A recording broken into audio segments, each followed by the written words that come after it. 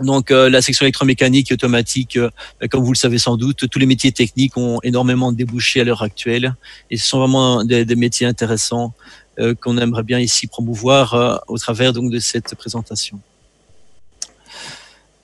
Alors donc où se situe donc les bâtiments. Donc l'ISAT fait partie de Haute École EFEC et donc on représente plus ou moins 8 à 10% de la population au sein de la Haute École EFEC.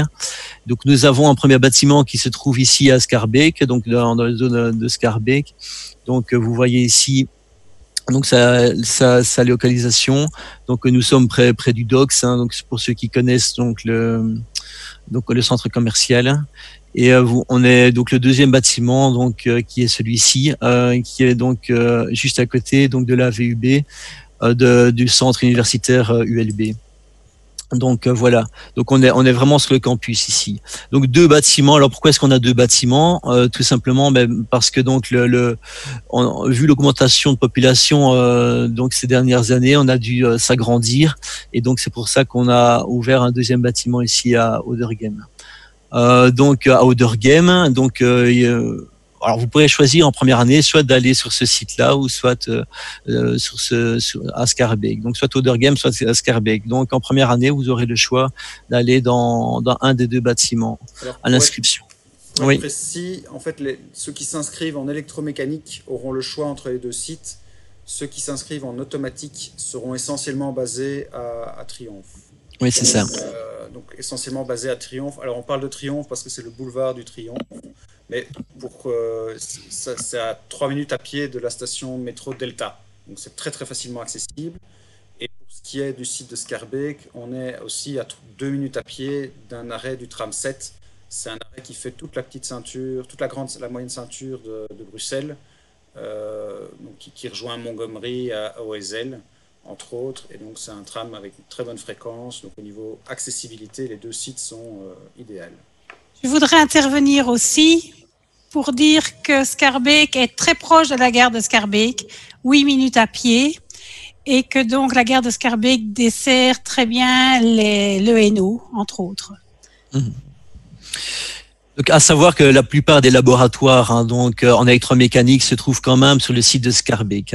Donc en deuxième et troisième année, les laboratoires devront être prestés sur le site de Schaerbeek. Donc voilà. Alors continuons. Donc au terme de population, on voit que ces 10 dernières années, on a plus ou moins augmenté de 40% d'étudiants donc à l'ISAT. Donc c'est vraiment donc une section qui marche très bien, autant en électromécanique qu'en automatique. Donc en électromécanique, en première année, c'est l'année dernière, enfin cette année-ci, ils étaient 250 plus ou moins inscrits. Maintenant en automatique, la section est un peu plus petite. On est arrivé à entre 100 et 120 étudiants donc au cours de cette année académique.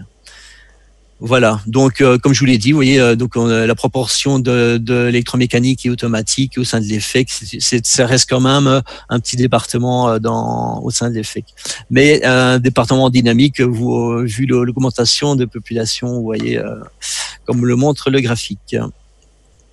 Alors, l'ADN en fait maintenant de l'ISAT, de l'EFEC.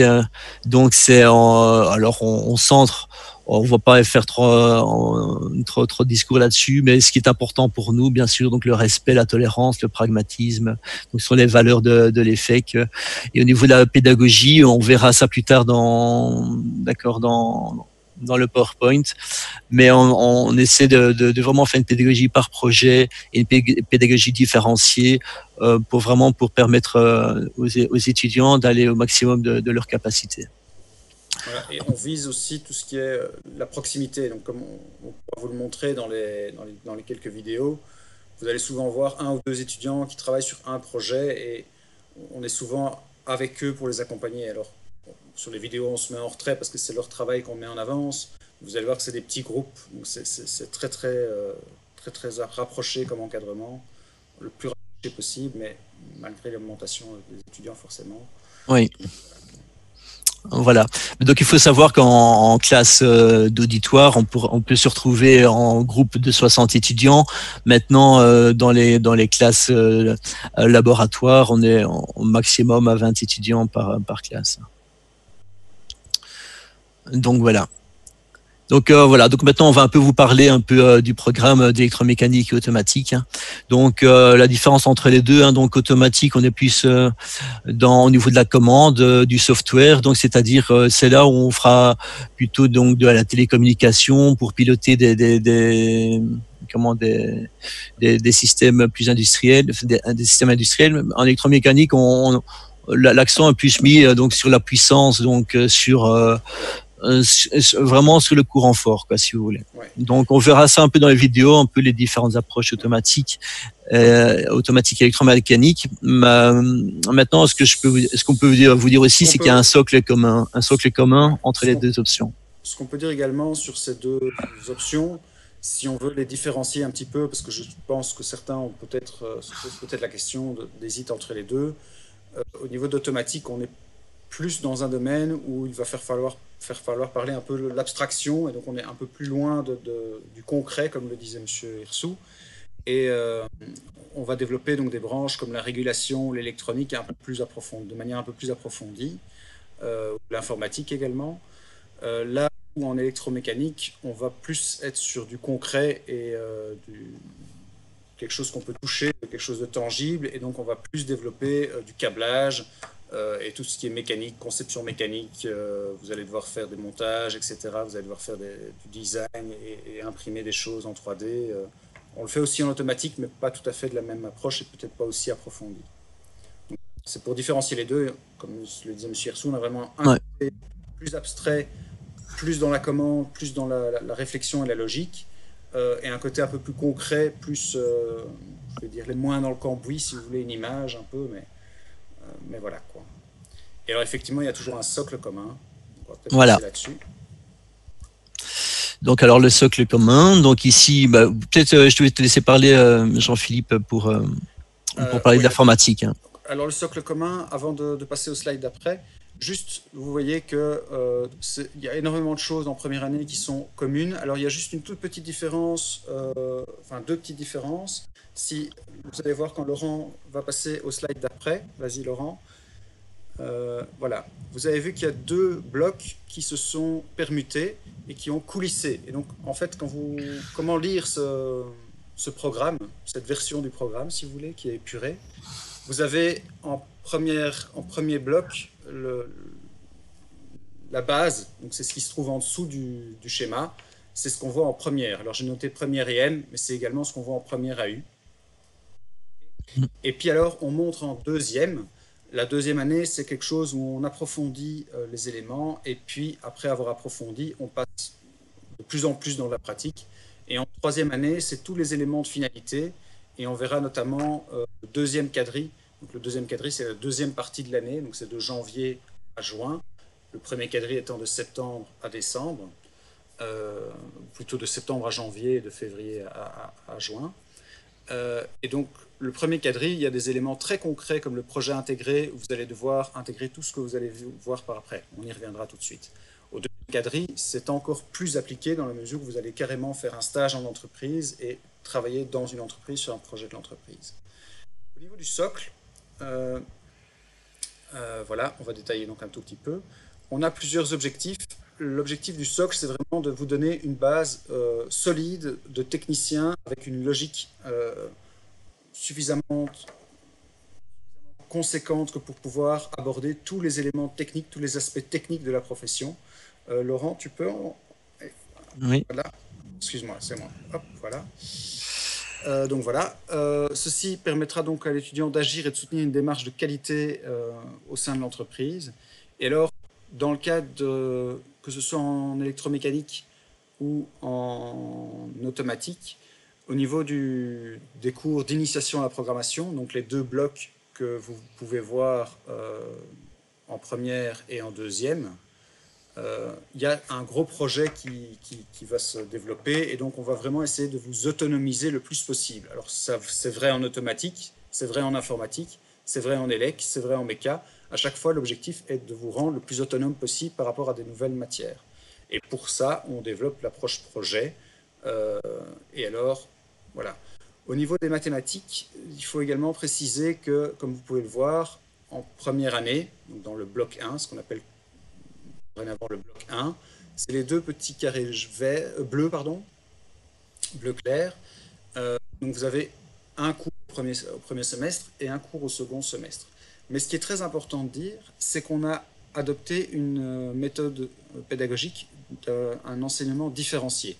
Donc l'objectif de l'enseignement différencié, c'est de vous permettre d'évoluer selon votre force, selon votre niveau à la base. Alors, notre objectif, c'est d'amener tout le monde à un certain niveau, le niveau minimal qu'on estime que les étudiants doivent avoir en sortant de ce petit cursus de 2 cours en mathématiques. Mais certains ayant plus de facilité, on va leur donner la possibilité d'aller plus loin dans la matière, de maîtriser plus en profondeur certains éléments de la matière, et ce qui va leur permettre de se maintenir à un niveau et de continuer à évoluer. L'objectif étant que tout le monde évolue, même ceux qui, à la base, sont déjà un peu plus à l'aise dans la matière. Alors pour ça, comment ça se passe? C'est très simple. Dès le début de l'année, vous avez un test de niveau pour évaluer votre niveau, et on va faire des groupes de niveaux.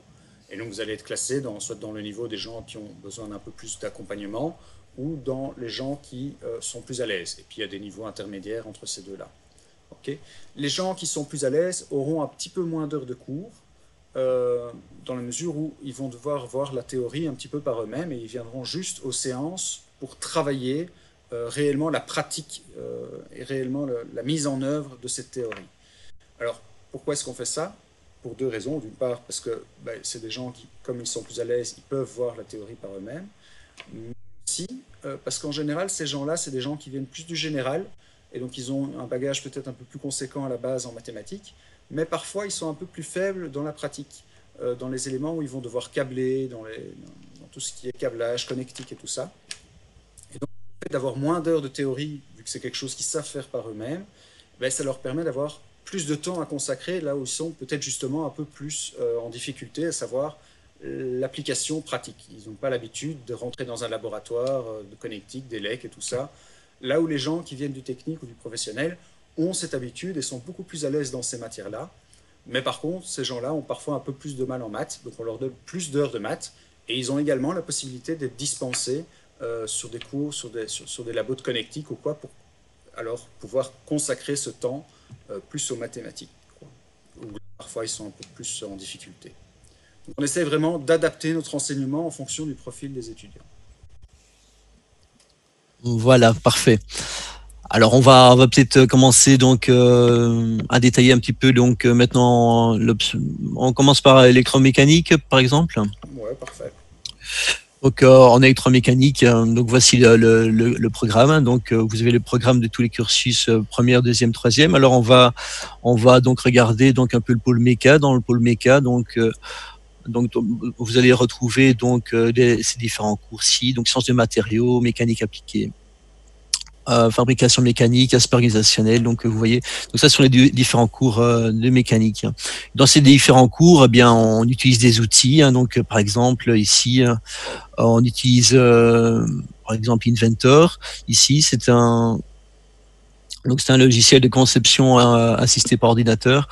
Donc ici, on voit qu'on utilise des outils. Ici, par exemple, un bras robotisé. Voilà. Donc voilà tout ce qu'on peut faire avec ce genre d'outils. Alors pour en parallèle à ça, donc peut-être juste préciser par rapport à Inventor. Donc c'est oui. quelque chose qui vient de la suite AutoCAD. Et pour information, vous allez pouvoir installer AutoCAD chez vous et utiliser l'outil chez vous également. Donc, vous l'aurez en salle informatique, mais vous l'aurez également chez vous. C'est ça. Et donc en parallèle à ça, donc vous allez utiliser donc Inventor, Fusion, donc AutoCAD mécanical, électrical, et on va pouvoir après utiliser donc des logiciels, des machines réelles. Hein. Donc ici, vous voyez, c'est une CNC où on va pouvoir découper. Donc ça, c'est un laboratoire qu'on a chez nous où on va pouvoir découper des pièces, on va pouvoir réaliser des pièces. Usinages, ouais. Les usinages. Donc voilà, donc on a vraiment ici, bon, alors la vidéo n'est pas, comment on n'est pas exhaustif, on a juste pris quelques exemples ici. Je reviens peut-être Oui. un peu juste sur la vidéo. Oui. Pour vous montrer, donc pas cette CNC-là, mais l'autre. Donc Un peu plus loin. Oui. Ces deux commandes, ces deux machines à commande numérique. Mais juste pour vous montrer un petit peu, j'en profite qu'on la voit, la CNC du fond, là, donc celle que vous voyez actuellement, c'est un étudiant de l'ISAT qui l'a faite dans le cadre de son TFE. Donc il a lui-même assemblé, il a lui-même fait toute la partie commande, etc. Alors le projet est quasiment finalisé. On a repris, c'était un contrat qu'on avait avec lui, d'investissement dans les pièces, et donc c'est nous qui avons récupéré le matériel. On l'a amélioré par la suite et finalisé pour que maintenant les étudiants puissent l'utiliser pour faire des usinages dans le cadre de leur projet, etc. etc. quoi. Donc c'est à la fin de votre cursus, vous devriez être capable, pour ceux qui ont de faire ce genre de choses, oui. De faire une machine comme celle-là, quoi. Voilà, donc c'est bien d'avoir soulevé ceci parce que bon, c'est vrai qu'au niveau des travaux de fin d'études, on reprend parfois des étudiants en interne à l'ISAT et ils peuvent faire ce genre de choses.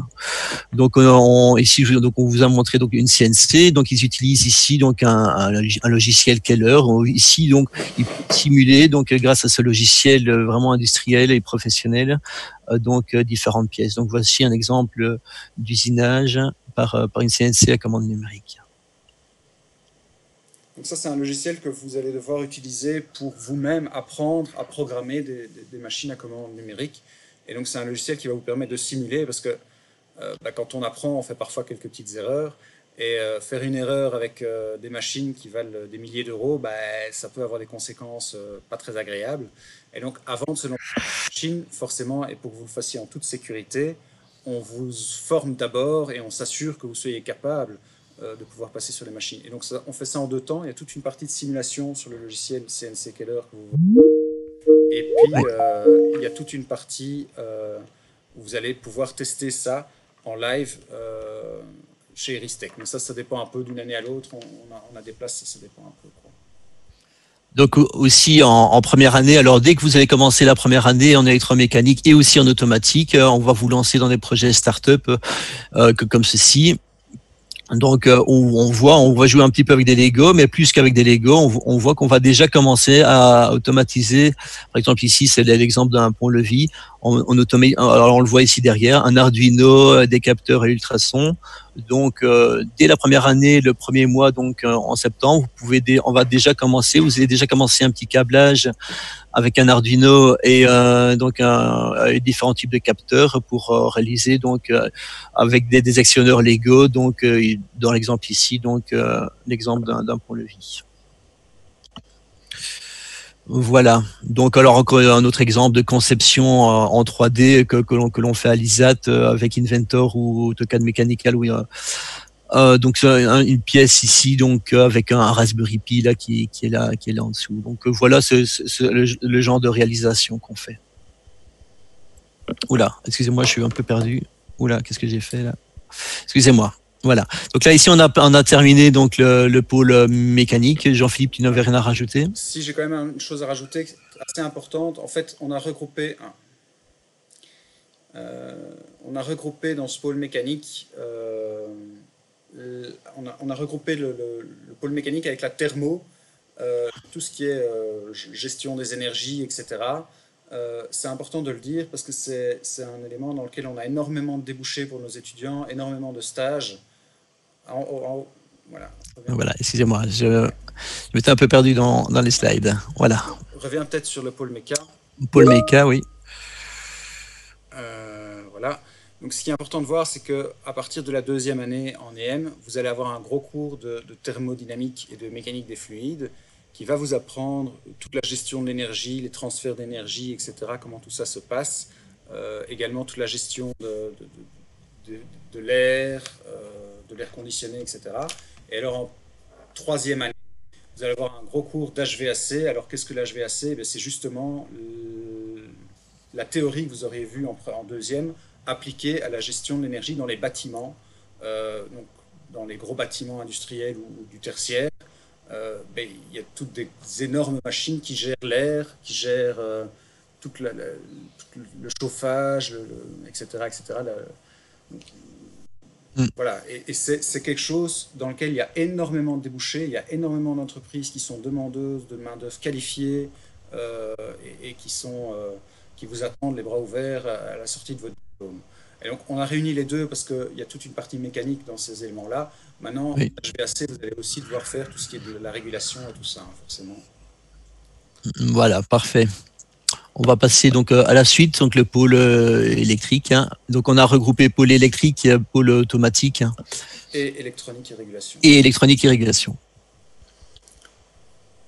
Donc voilà, donc ici donc on utilise d'autres outils hein, donc sur ces pôles. Donc alors il y a des outils qui seront communs donc aux deux sections, donc en automatique et en électromécanique. Donc notamment ici automation. Oui, vas-y, j'écoute. Non, vas-y. Donc au niveau des outils, on voit ici par exemple une simulation, vous voyez, d'un automate programmable ici un Siemens, donc où on voit en fait l'étudiant va pouvoir simuler donc le câblage des entrées et des sorties en fonction d'un type d'automate programmable. Alors regardez, donc ce qui est très intéressant, c'est que grâce à le logiciel, donc le logiciel c'est Automation Studio.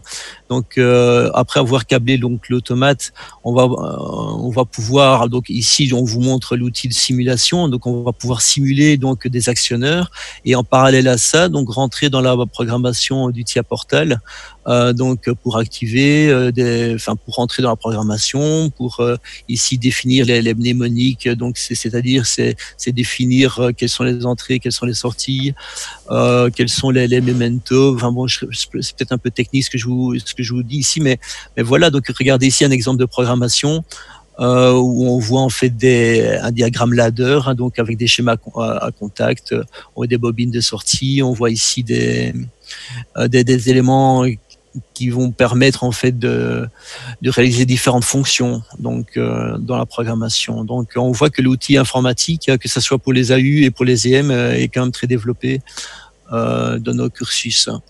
Donc l'accent des automaticiens donc qui utiliseront cet outil-là, donc ils iront bien sûr beaucoup plus loin que les électromécaniciens. Alors pour revenir au slide précédent, oui. Voilà. En fait, on a réuni ces trois pôles, donc le pôle élec, le pôle autom et le pôle électronique et régulation dans le cursus d'électromécanique. Comme vous pouvez voir, ça représente une grosse partie du cursus, comme le pôle méca, qui sont plus ou moins en balance. C'est pour ça que c'est de l'électromécanique. Il y a un objectif principal, c'est de vous apprendre à développer des systèmes de commande, de contrôle et de pilotage de procédés industriels. Pour ça, vous allez effectivement voir toute la partie commande, donc vous allez devoir apprendre à piloter des procédés industriels en transférant des informations, mais il va également y avoir toute la partie élec, donc toute la partie câblage, avec notamment toutes les normes de sécurité qu'il faut mettre en place sur des procédés industriels qui n'ont rien à voir avec les interrupteurs et les prises que vous avez dans votre maison. Okay, donc il y a des normes à respecter, tout ça on va vous apprendre forcément. Alors pour remplir cet objectif, on a des outils de simulation qu'on vous montre aujourd'hui parce que c'est facile de vous montrer ça via Visioconf. C'est moins évident de vous montrer la réalité des labos, mais vous n'allez pas être tout le temps sur PC. Hein. Il faut bien se rendre compte qu'aujourd'hui, c'est plus facile pour nous de vous montrer les logiciels qu'on utilise, mais la majorité du temps, quand vous êtes en laboratoire, vous avez un tournevis en main, vous avez des câbles dans l'autre, et un interrupteur et un disjoncteur devant vous, et des relais, et vous allez voir quelques vidéos. Donc, on a toujours deux parties dans les différents pôles. C'est une partie sur les outils, et là on vous montre plus les outils informatiques, et puis une partie sur les réalisations, et là vous allez voir des vidéos d'étudiants qui sont dans les labos pour vous montrer que vous n'allez pas rester non-stop derrière un ordinateur. Hein. Ne croyez surtout pas ça. Voilà. C'est tout le contraire. Hein. Voilà. Donc ici, donc c'est une simulation en fait. Enfin, c'est pas une simulation. Ici, c'est un logiciel de conception de plans électriques. Donc on est dans AutoCAD Electrical cette fois-ci. Et donc en première, vous voyez, vous allez faire des plans résidentiels. On va commencer par ça, puis on va passer sur des plans, par exemple, domotiques, où on va pouvoir réaliser donc des installations domotiques. Voilà. Et puis après, on réalisera aussi des schémas de type industriel. D'accord, voilà que je montre un peu plus loin de ce genre-ci, quoi. Vous voyez. Donc tous ces outils-là vont vous permettre vraiment de pouvoir comprendre donc les différents cours et surtout d'utiliser donc des outils qu'on retrouve largement donc dans le monde de l'industrie. Voilà. Donc bon voilà. Alors ici c'est encore un autre logiciel, vous voyez, qui vont vous permettre donc de simuler des graph sets, d'accord, pour pouvoir programmer donc un processus quelconque. Alors on vous fait pas voir ces outils. Je vais voir ces outils. Ici vous voyez c'est un outil de Schneider qui permet de piloter les automates Schneider. Et d'autre part, vous avez vu à un moment Automation Studio qui pilotait un TIA Portal, qui pilotait un automate Siemens. En fait, il faut savoir que je veux dire 80 à 90% des automates que vous allez retrouver dans l'industrie, sont soit Siemens, soit des Schneider. Et donc, on vous forme sur les deux plateformes parce que le jour où vous allez être en industrie, c'est ça que vous allez rencontrer, quoi. Alors, ouais. Certes, il y a toute la partie théorie, vous devez comprendre toute la logique qu'il y a derrière l'automatisation, mais en plus de ça, on vous montre réellement dans la pratique ce que vous allez rencontrer dans votre carrière. Et donc, dès le premier jour de votre boulot, vous n'allez pas être dépaysé par des choses que vous n'avez jamais vues pendant les études, quoi. On ne s'attarde pas que sur la théorie, on va vraiment sur les outils professionnels. Et là, on peut montrer les réalisations alors du Elec-Autom électronique. Voilà. Voilà, c'est donc le genre de réalisation que les étudiants font, donc tant au niveau du câblage qu'au niveau de la programmation. Donc ici, par exemple, ici on voit un bac de détrempage, on voit un vérin qui monte et qui descend, qui vient amener des pièces dans différents bacs pour pouvoir réaliser des trempages, quoi. Donc voilà des exemples de réalisation. Que vous faites pendant les cours, cette fois-ci ici dans des cours d'automation, quoi. Voilà. Donc ici, donc je crois que c'était un plateau tournant qui va pouvoir. Un tout petit peu pause. Oui. Voilà. Donc c'est de l'automatisation, mais à nouveau c'est aussi dans le pôle élec. Donc je ne sais pas si vous voyez sur le gros carré blanc, donc là où arrivent tous les câbles, un peu à gauche dans l'image, il y a un énorme bouton rouge. Et cet énorme bouton rouge, c'est quoi? C'est un bouton poussoir de sécurité. On ne s'attarde pas uniquement sur la partie automatisation, on prend en compte toute la partie élec. Il faut prévoir dans les systèmes industriels des arrêts d'urgence et vous allez devoir les mettre en pratique avec tout ce qu'il faut mettre en place comme relais, comme pour pouvoir relancer un système après avoir fait un arrêt d'urgence, etc. Et tout ça, vous devez mettre en place. Donc, ce n'est pas que la partie autom. Certes, on vous montre un labo d'automatisation, mais il y a également toute la partie élec qui arrive dans cet automatisme, quoi. Et c'est important de maîtriser les deux pans pour avoir un système complet, quoi. Voilà. Donc voilà. Donc ici, il faut savoir que la plupart des platines qu'on utilise chez nous sont des projets qui ont été conçus en interne à l'ISAT et réalisés même par des étudiants. Donc voilà le niveau en fait que l'on se fixe. Voilà, donc on a terminé avec le pôle élec.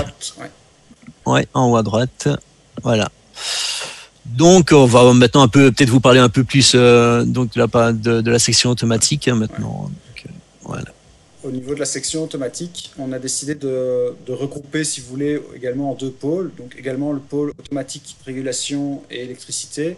Sauf que ici, on est dans la section automatique, il y a un peu plus d'automatique et on va aller un peu plus loin. On va également faire de la domotique un peu poussée, comme on va pouvoir le voir. Voilà. Il y a un autre pôle qu'on a appelé pôle informatique, pôle électronique, com et réseau, qui va regrouper un peu tous les outils qui vous sont utiles pour pouvoir faire des projets automatiques en partant de rien. Okay, et donc, vous allez pouvoir vous-même développer des cartes électroniques, mais ça, on le verra quand on fera un peu là-dessus, quoi. Donc, vous voyez quand même ici qu'il y a aussi un pôle méca thermo, mais qui est beaucoup moins important en tant que volume horaire que ce qu'on a pu rencontrer en électromécanique. Ouais. Donc, si vous analysez le programme, il y a 2 blocs pour le pôle méca et thermo. C'est en 1 et M, donc au premier quadri, vous avez mécanique théorique et vous avez complément de physique un tout petit peu plus haut. C'est les 2 éléments principaux de tout ce qui est méca et thermo pour les automaticiens. Voilà, donc on va commencer donc par le pôle automatique, régulation et électricité. Où donc Là, les objectifs, donc à nouveau, c'est réaliser des projets complets d'automatisation de procédés en veillant notamment à planifier les activités associées. Donc on va énormément travailler par projet. Monsieur Hirsou vous l'a dit au début, en automatique, il y a un peu moins d'étudiants et donc on est encore plus proche, j'ai envie de dire, qu'en EM. Et donc vous avez la possibilité de réaliser la matière encore un peu plus par projet qu'en électromécanique, quoi. Et donc c'est aussi développer des systèmes. Et donc on a à nouveau d'autres outils. On a les mêmes outils que l'autre côté, mais on a des outils un peu plus avancés ici. Voilà, par exemple ici un Virtual KNX qui est un logiciel de simulation qui va par exemple ici qui va par exemple vous permettre, ça c'est vraiment des projets de première année, hein, on commence par ça, on commence à pouvoir allumer des lampes d'immeubles ou des lampes non d'immeubles, des volets, de réaliser des scénarios et de prendre donc la commande à distance avec ce genre de logiciel. Vous voyez, donc il y a vraiment moyen donc ici donc en utilisant le logiciel ETS5, hein, vous voyez ici c'est un exemple, donc de pouvoir installer les différents participants, les différents composants et interagir. Donc ici il y a moyen, donc ici c'est une simulation encore une fois, mais on a acheté à l'ISAT des valises KNX on peut vraiment donc voir sur le terrain donc les différents dispositifs mis en place pour réaliser une installation domotique. Et donc voilà, donc après automation. Oui. Ces vidéos-là, on les a déjà regardées. Donc, on les a déjà regardées. TIA Portal, Automation Studio, donc ce sont encore 2 logiciels donc d'automation. Des réalisations pratiques, ben voilà, ben donc on dispose à l'ISAT d'installation d'une mini-usine. Donc ici, voilà, on vous en a filmé juste une petite partie où on peut vraiment donc piloter d'accord, grâce à des vérins pneumatiques, alors ou hydrauliques. Hein, donc on peut vraiment réaliser pas mal de pilotage de type industriel. Donc on voit de nouveau ici l'automate Siemens avec TIA Portal. Voilà, donc d'autres projets encore à vous montrer ici. Donc gestion d'un parking automatisé avec décompte du nombre de places disponibles. Donc les parkings actuels, vous avez toujours la possibilité de savoir combien de places il y a disponibles. Les étudiants ont dû le programmer eux-mêmes et le câbler avec les capteurs, eux-mêmes installer les capteurs qu'il fallait, etc. Et donc vous voyez la voiture qui arrive devant le capteur. Hop. Et donc ça va forcément avoir un impact sur le décompte, pour savoir combien de voitures, combien de places sont disponibles, combien de places sont occupées. Et tout ça a été réalisé par des étudiants. La maquette aussi a été réalisée par des étudiants. Donc encore une fois, ceci ça a été un projet d'un étudiant. Donc ce sont vraiment des cours à projet où les étudiants réalisent leur maquette et leur programmation. Donc voilà. Je ne sais pas si on va plus loin. Je crois que c'est bien, on va avancer. Il est déjà 38. Oui. Donc voilà, donc on en a terminé pour le pôle automatique régulation et électricité. Donc maintenant on va vous parler donc du pôle informatique, électronique comme réseau. Voilà. Donc là l'objectif c'est vraiment élaborer vraiment une méthodologie de travail pour arriver à l'automatisation. Tout ce qu'il y a, si vous voulez, avant l'automatisation, c'est-à-dire les cartes électroniques, la programmation informatique, l'assemblage de tout ça dans le cadre de robots. Par exemple, le cours de robotique que vous pouvez voir au centre, là. Ah oui, j'ai été un peu vite. Ah pardon, j'ai été un peu vite. Vas-y, dis-moi. Le cours de robotique que vous pouvez voir ici au centre du programme, c'est un cours dans lequel vous allez avoir un projet, vous allez devoir faire un robot vous-même. Vous allez pouvoir acheter des capteurs, vous allez pouvoir définir des actionneurs. Les actionneurs, c'est des moteurs. Faire la liaison entre les deux, vous allez avoir un programme au milieu, etc. Il y a une année où ils ont même fait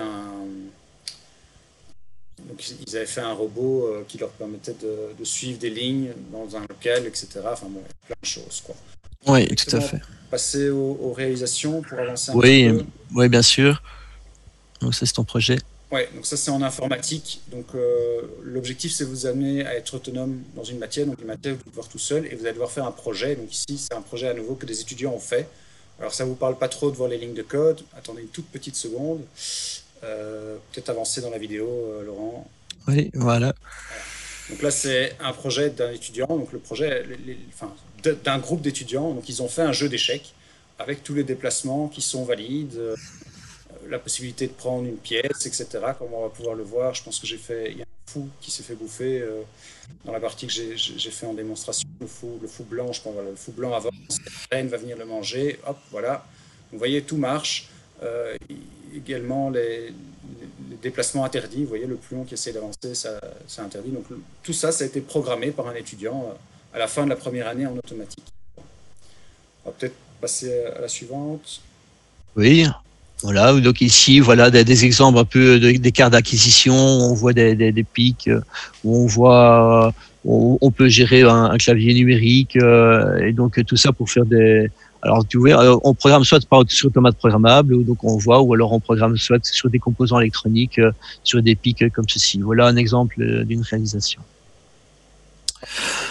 Voilà. Et donc on utilise des logiciels. Alors on va juste les citer. Donc ici, donc pour l'acquisition de données. L'acquisition de données, voilà. Donc les traitements des signaux, voilà. Voilà. Et puis ici, donc c'est simulation de cartes électroniques. Donc oui. vous avez quand même un pôle électronique assez développé aussi en automatique. Ouais. Bien préciser que vous allez devoir vous-même faire votre propre circuit électronique. Vous allez voir toute la chaîne de fabrication d'un circuit électronique. Vous allez devoir réaliser vos propres circuits électroniques. Voilà, que vous testez sur des breadboards un peu comme ceci, quoi. Ouais, voilà. C'était juste pour vous montrer un exemple. Voilà, ok. Donc, ceci nous amène à, revient en haut à droite. Voilà, et donc la finalité. Voilà, donc, pourquoi est-ce qu'on vous fait voir tout ça? C'est pour la ceci. Finalité du programme. Pour ceci. Donc vous avez donc ici les projets intégrés et bien sûr la réalisation des travaux de fin d'études. Voilà, donc par exemple en automatique, donc regardez donc des exemples de projets qu'ils font eux-mêmes. Donc ici, vous voyez un drone. Alors ils font avec les différents tests qu'ils réalisent. Voilà. Donc ils ont eux-mêmes imprimé les composants du drone, imprimés avec une imprimante 3D on a plusieurs ici. Donc ils ont eux-mêmes imprimé des parties du drone. C'est pas un drone qu'on a juste acheté comme ça. Voilà. Et donc il y a toute la partie régulation qui est très développée, vous voyez, pour pouvoir pour que le drone puisse voler. La seule chose qui n'a pas été fait en interne, c'était la commande que vous avez vue un bref instant. Donc ça, on a un partenariat avec une entreprise wallonne qui nous a permis d'avoir une commande qui était un peu chère pour le projet, mais donc, voilà, on a eu une commande à prêter, la télécommande à prêter, mais le drone, par contre, tout le concept, toute la conception, la réalisation et la production du drone a été fait en interne par des étudiants. Des professeurs. Donc, Voilà. Alors un exemple aussi. Alors ça c'est un projet plutôt électromécanique où on voit un robot suiveur. Donc il y a un capteur ici inductif qui permet de suivre ici une ligne en aluminium. D'accord. Donc voilà. Et donc là il y a toute une partie plutôt électromécanique où on voit les roulements. Ici on voit et puis toute une partie électrique quand même pour actionner les moteurs et pour les capteurs qui va permettre de suivre la ligne métallique en aluminium. Voilà. Et puis après les projets intégrés. Alors la plupart des projets intégrés en fait c'est un mix des deux. Donc ici on voit des étudiants qui se retrouvent en électromécanique. Ici c'est de-ci. Il y a un étudiant ici en automatique. Et donc on voit que oui. Alors ici malheureusement j'ai oublié de.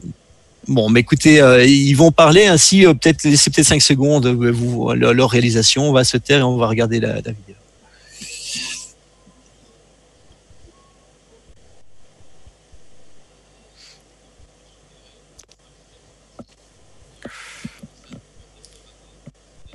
On n'entend pas le son, Laurent, il faudrait que tu augmentes le son. Oui. Voilà, donc... Bon, on va pas mettre la vidéo parce que ça risque d'être un peu long, mais alors juste pour vous montrer. Alors ici, vous voyez, c'est une imprimante 3D qui est connectée. Donc voilà, donc c'est eux-mêmes qui ont réalisé toutes les pièces eux-mêmes, qui ont monté donc cette imprimante en 3D, qui se sont attardés donc à la régulation de température dans le caisson avec donc le chauffage et le refroidissement. Et tout ça donc piloté donc par des systèmes électroniques, hein, vous voyez, donc toute la partie automatique ici qui rentre en jeu, et puis après même piloté à distance, hein, je pense, hein. Donc vous voyez, donc l'automaticien qui est ici donc va pouvoir donc piloter donc cette installation, cette imprimante 3D, donc grâce à un GSM où il devra donc se loguer et donc pouvoir interagir avec cette imprimante 3D. Voyez, voilà. Donc je vais pas vous lancer la vidéo parce que j'ai oublié de couper le son et ça risque d'être un peu lourd au niveau de la présentation. Et donc voilà donc un exemple de présentation que l'on réalise chez nous. Voilà. Alors pour revenir aussi sur une partie très importante de notre cursus, comme vous avez vu, on aime beaucoup nos étudiants, on travaille beaucoup avec eux, on leur fait faire plein de projets. Et puis à un moment, on a un petit peu marre d'eux, et donc en troisième année, on les jette en entreprise, on ne veut plus les voir. Et donc tout le second quadri de la troisième année, du bloc 3, vous êtes en entreprise et vous réalisez votre stage. Et pendant ce stage, en lien avec votre stage, vous allez faire votre travail de fin d'études.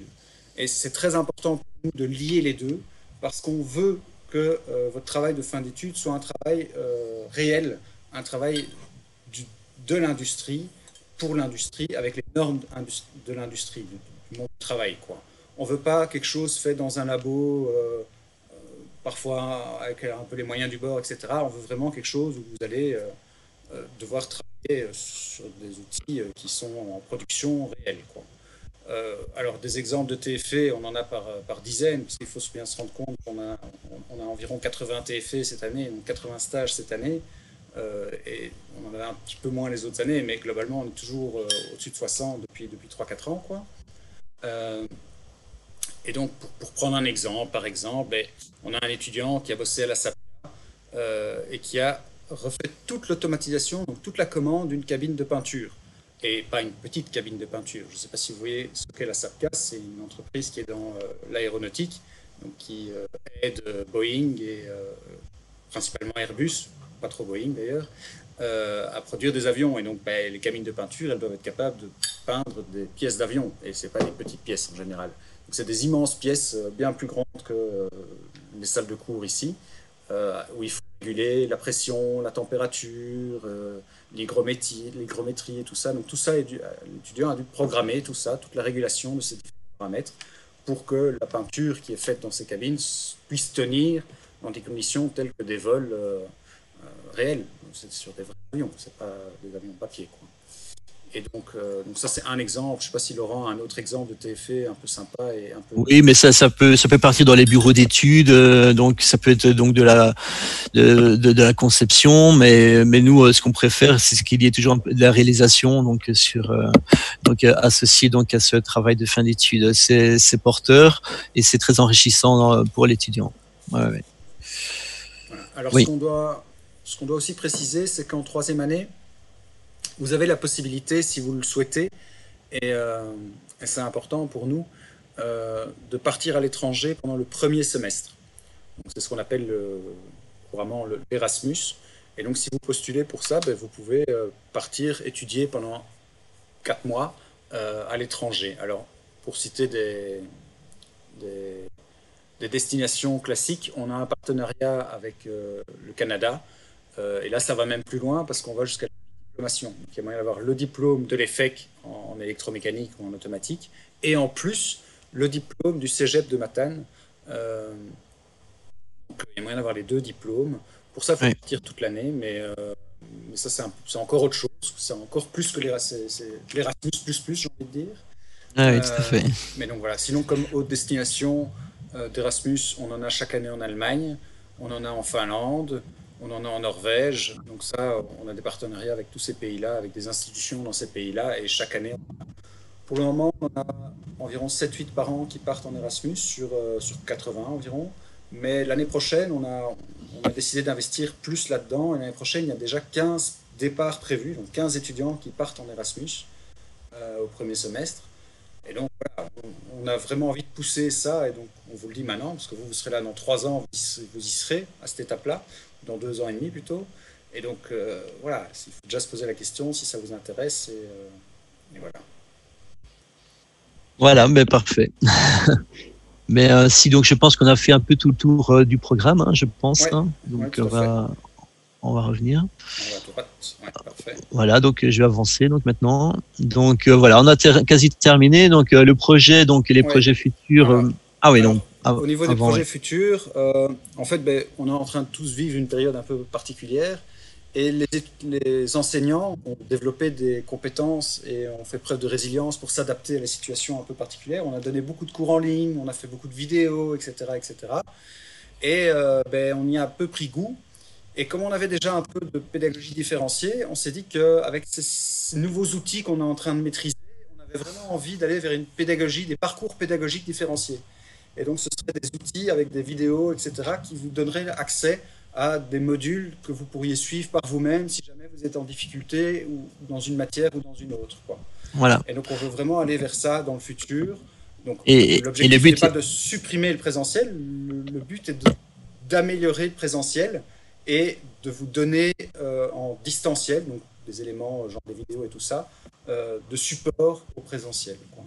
Voilà, dans l'objectif d'être le plus autonome possible après dans vos réalisations des projets intégrés, par exemple. Ainsi, chaque étudiant va pouvoir atteindre un niveau qui se sera lui-même fixé.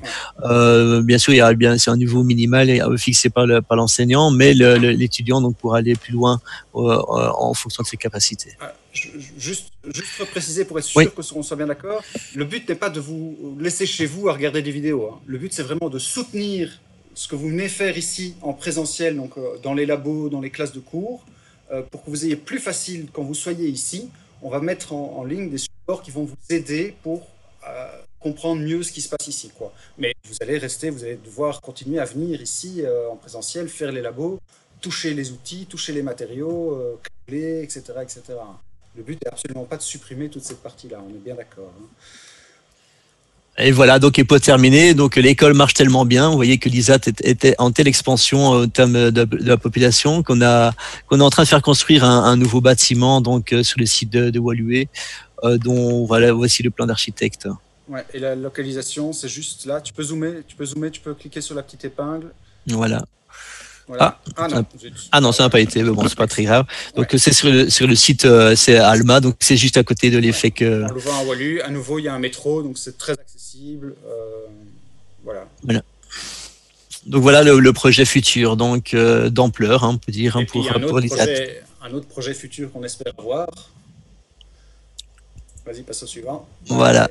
C'est vous. On espère que vous ferez partie de nos projets futurs, qu'on puisse vous aider à construire votre carrière et voilà. Donc si on vous a convaincu, voilà le site au niveau pour l'inscription qui sera seulement accessible à partir de fin juin. Alors là, la date exacte, je crois que c'est le 26 juin ou quelque chose comme ça. Donc voilà, donc vous ne pouvez pas encore vous inscrire, hein, donc fin juin, vous aurez la possibilité donc par ce lien. Donc vous tapez dans Google inscription EFEC et vous y serez directement. Voilà. Donc maintenant, peut-être qu'on va passer aux questions-réponses et on sera un plaisir donc de répondre à toutes vos questions.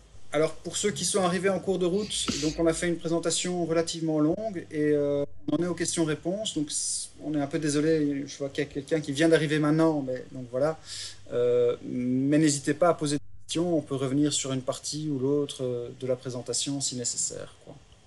Allez-y, n'hésitez pas à poser des questions, ouvrez vos micros. Moi, je voudrais faire une petite précision. Donc, traditionnellement, nos portes ouvertes permettaient aux futurs étudiants ou aux étudiants intéressés de faire le tour de l'école, de passer de labo en laboratoire, de discuter avec les professeurs, avec des étudiants. On faisait revenir les étudiants de 3e qui étaient en stage pour faire visiter l'école aux jeunes intéressés. Alors, ce ne sera pas possible d'organiser ce type de visite au mois de juin. On va supprimer la porte ouverte qui était prévue à la fin juin. Par contre, on va sans doute en ajouter au mois d'août et au mois de septembre, de façon à ce que les futurs étudiants qui voudraient venir visiter l'école puissent le faire. Mais on vous tiendra au courant, évidemment, via le site. Tout sera indiqué sur le site. Et c'est vrai que la rentrée en septembre va peut-être je ne sais pas si elle sera perturbée avec le Covid, mais en tout cas, l'enseignement à distance en septembre sera peut-être encore d'actualité, en tout cas. On verra, hein, donc aux informations. Donc voilà, je ne sais pas si vous avez des questions, si on a été clair. Moi, j'ai une petite question. Oui.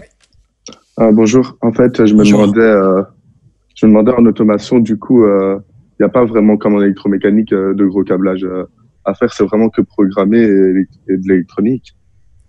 Où il y a quand même. Donc il y a les automaticiens câblent aussi, hein, donc toute la partie électrique est quasi commune aux deux sections, hein, donc ils ont un gros cours d'électricité aussi, donc en automatique. Et donc toute la partie câblage. Alors maintenant il y a le focus qui est réalisé en automatique, donc comme on vous a dit, donc sur la commande, donc vraiment la prise à distance pour des commandes industrielles, mais ils ont quand même des notions de puissance, c'est-à-dire qu'ils ont des cours moins poussés qu'en électromécanique, mais ils doivent quand même connaître donc les différents types de moteurs, mais eux vont vraiment plutôt se concentrer donc sur la régulation, l'asservissement, l'automation en fait des différents types de processus industriels. Donc le focus est vraiment mis sur le software et la commande. Ouais. Mais il y a oui. Juste pour préciser par rapport à ce que M. Hirsou dit, il y a un élément qu'on n'a pas abordé. Si vous regardez la dénomination exacte du diplôme en électromécanique, il y a le terme maintenance qui vient. Et tout ce qui est maintenance, par contre, vous allez le retrouver en électromécanique, mais vous n'allez pas le retrouver en automatique. Donc tout ce qui est détection de panne, plan de maintenance, organisation du travail, etc., vous allez le retrouver en électromécanique. Oui, c'est ça. Et ça, vous n'allez pas le retrouver en automatique. En automatique. Vous allez peut-être en entendre parler, mais vous n'allez pas avoir un cours vraiment axé là-dessus, quoi. Voilà. Ouais. C'est aussi quelque chose qui est énormément demandé, hein, la maintenance préventive, prédictive dans les entreprises. C'est quelque chose qui est très recherché. Qui est en plein boom et qui est très porteur au niveau de l'emploi. Mm-hmm. Donc on va aussi, on l'a peut-être pas dit assez, mais on va dans des centres de compétences, donc notamment Anderlecht, aux arts et métiers. Donc tout ce qu'on n'a pas chez nous au niveau du matériel, on essaie donc d'aller ailleurs, donc dans des centres de compétences agréés, donc pour pouvoir avoir du matériel de qualité et de type industriel qui se rapproche au plus de l'industrie. Il y a une question de Melvin par écrit qui demande s'il est possible de faire un master après le bac en électromécanique. Donc oui, tout à fait. C'est vrai qu'on n'a pas abordé ça dans la présentation. En fait, je peux répondre peut-être à ta place, parce que j'étais en train d'écrire. Donc en fait, oui, il y a accès à une passerelle vers le diplôme d'ingénieur industriel. Donc, après avoir fait 3 ans chez nous, l'étudiant fait 1 année passerelle et 2 années de master pour devenir ingénieur industriel. Mais il y a aussi d'autres possibilités, comme les masters en alternance. Dans ce cas-là, il n'y a pas d'année passerelle, donc l'étudiant ne fait que 2 masters. Et ces masters sont à mi-temps en haute école et à mi-temps en entreprise. Donc, ce sont des masters où l'étudiant reçoit un salaire à mi-temps, et il a un diplôme de master, c'est-à-dire un niveau équivalent à celui du niveau ingénieur industriel. Donc, au niveau des barèmes, c'est exactement le même niveau terminal. La seule différence, c'est qu'il n'a pas le titre d'ingénieur. Oui. Alors, il y a aussi des possibilités à l'étranger. Et une dernière, oui. Non, vas-y.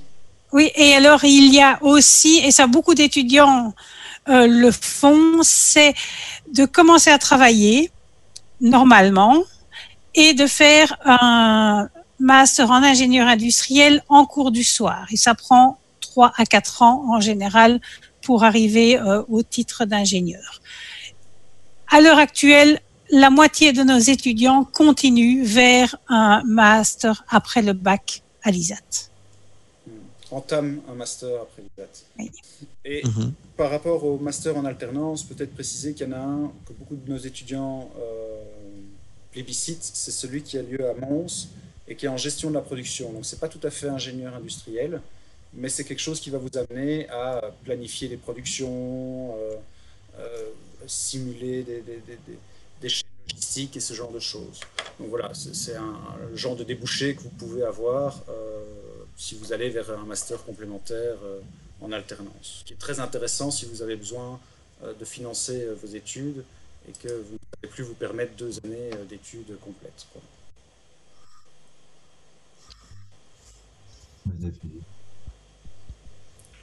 Alors, il y a un nouvel arrivant. Donc, on a déjà fait la présentation, on en est aux questions. Mais donc, si tu as des questions, n'hésite pas, Eric, à poser tes questions. Gentil, merci beaucoup. Non, mais je voulais voir ce qui se passait chez vous, mais je crois que c'est terminé. On va revoir ça un peu plus tard. Je crois que les présentations seront en ligne bientôt. Oui, tout à fait. Tout à fait. Oui, on a précisé, on enregistre actuellement la conversation, je l'ai dit au tout début. Et donc, si ce sera disponible quand? Elle sera disponible aujourd'hui, je ne sais pas quand, mais aujourd'hui normalement. Ah d'accord, c'est gentil. En tout cas, c'est fantastique. Hein. Merci beaucoup. Merci. Bonne journée. Vraiment. Oui, bonjour.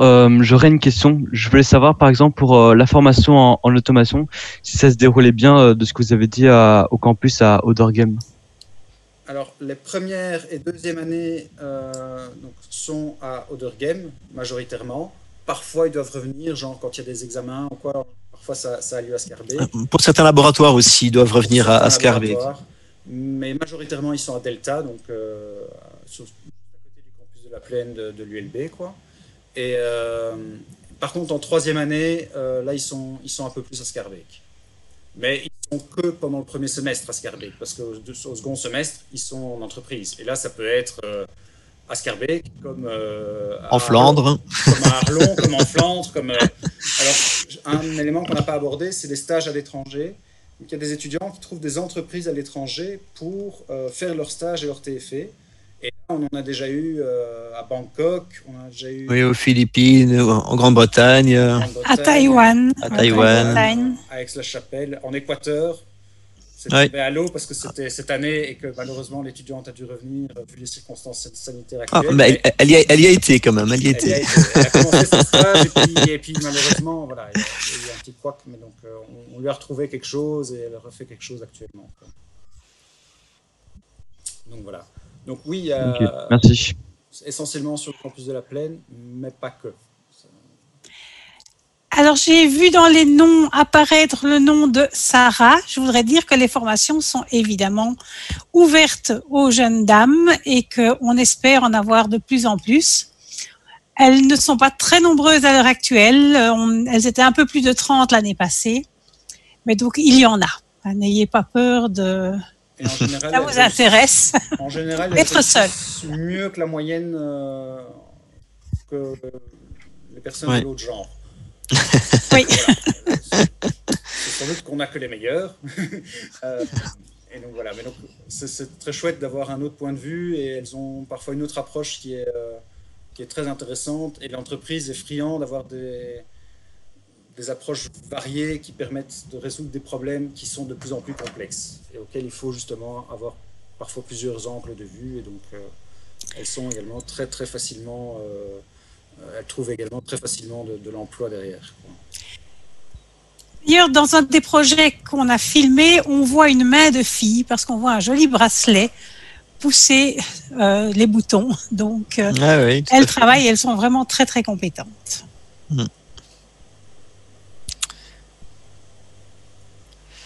Voilà, je ne sais pas s'il y a d'autres questions. Il y a juste un élément sur lequel on a peut-être un peu passé, c'est qu'on se rend bien compte que pour les gens qui viennent du secondaire, le passage dans le supérieur n'est pas toujours évident.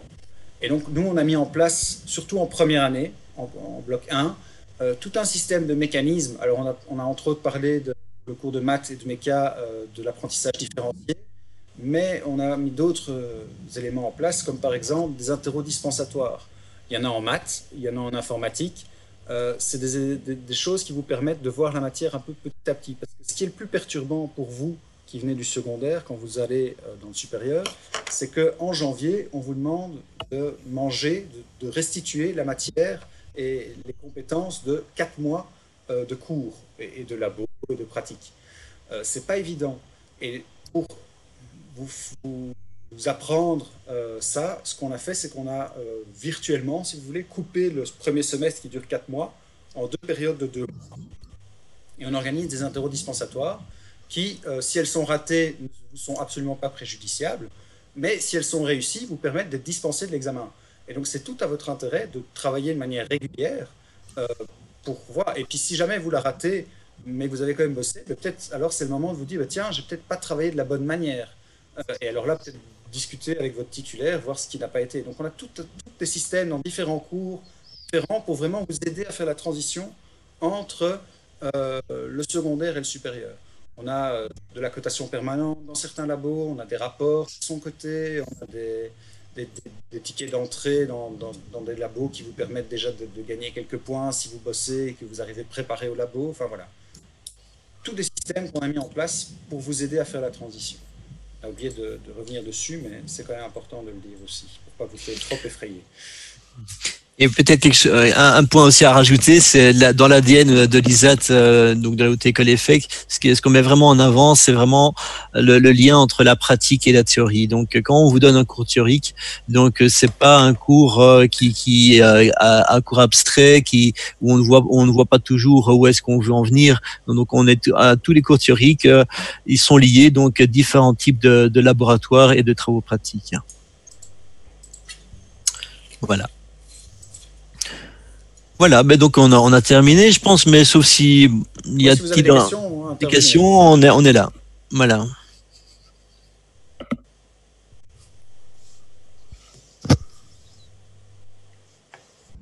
Donc on le rappelle, tout a été enregistré et les vidéos seront disponibles. Alors ça, il faut voir sur la plateforme EFFEC. Donc si vous voulez revoir une partie ou si vous êtes arrivé en cours et que vous avez loupé le début, ben voilà, il y a toujours moyen d'aller revoir le début. Voilà, tout ça sera en ligne prochainement et les liens vous seront communiqués demain. C'est le système, le service communication qui s'en occupera. Et si on a encore d'autres questions par la suite, on peut les poser par écrit quelque part. Alors, le plus simple, c'est de les adresser à isat@effec.be. Si tu as une question sur les programmes et tout ça, le plus simple, parce que ça, c'est le secrétariat, et eux le réorienteront vers les personnes qui pourront le mieux te répondre. Oui, c'est besoin. Ok. Donc, tu ne dois pas hésiter. Le secrétariat est là, entre autres, pour ça. C'est son rôle et on l'a dit, une de nos valeurs, ça reste la proximité. Et la proximité avec les futurs étudiants est tout aussi importante qu'avec la proximité avec les étudiants actuels, je crois. Donc, tu ne dois pas hésiter à envoyer un mail, à poser ta question et on y répondra bien volontiers. Et le secrétariat aiguillera vers la personne qui pourra te répondre. Ok, merci.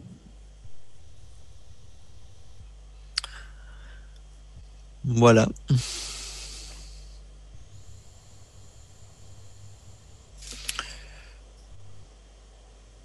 Bon, ben Voilà, je pense que ça se termine tout doucement. Oui, je pense aussi. Madame Marcia, peut-être faire le mot de clôture. Donc, Madame Marcia, qui est la directrice de l'implantation de l'ISAT. Eh bien, donc, comme dit, on reste ouvert pour toute question supplémentaire. N'hésitez pas. On ne peut pas vous faire visiter l'école. On ne peut pas vous faire participer à des cours, malheureusement.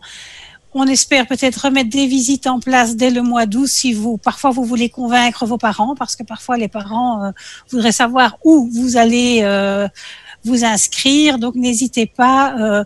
Et même dans certains cas, pour des rencontres individuelles, dès que le déconfinement nous permettra de rencontrer des gens, on verra ce qu'on peut mettre en place. Et je vois que quelqu'un a écrit « J'espère qu'on se reverra en septembre ». Eh bien oui, moi aussi, j'espère que vous serez tous là en septembre et que nous vous avons convaincus que nos formations sont des formations qui mènent à de très très beaux métiers et on espère aussi à de très bonnes relations entre étudiants, entre professeurs, vraiment quelque chose qui vous donne un bon départ dans la vie. Voilà, merci d'avoir participé en tout cas. Voilà, merci à vous.